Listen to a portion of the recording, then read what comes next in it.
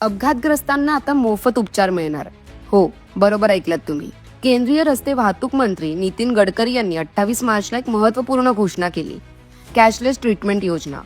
या योजनेअंतर्गत रस्ते अपघातग्रस्त व्यक्तीला अपघातानंतर 24 तासांच्या आत पोलिसांना माहिती दिल्यास सरकार त्यांच्या 7 दिवसाच्या उपचारांसाठी 1.5 लाखापर्यंतचा खर्च उचलणार आहे. तसेच हिट अँड रन प्रकरणांमध्ये मृत्यू झाल्यास पीडितेच्या कुटुंबियांना 2 लाखाचे सानुग्रह अनुदान दिले जाणार आहे. ही योजना मार्च 2025 पासून देशभरात लागू झाली आहे. यामुळे रस्ते अपघातानंतर वेळेत उपचार मिळून अनेकांचे प्राण वाचणार आहेत. आता यासाठी अर्ज कसा करायचा विचार करताय? अपघात झाल्यानंतर तातडीने रुग्णालयात दाखल व्हा. 24 तासांच्या आत जवळच्या पोलीस स्टेशनमध्ये अपघाताची नोंद द्या. नंतर संबंधित रुग्णालय आणि पोलीस यांच्यामार्फत ही योजना लागू होते. अतिरिक्त कागदपत्रे आणि ऑनलाईन फॉर्म भरायची गरज नाही. ही स्वतःहून सक्रिय होणारी योजना आहे.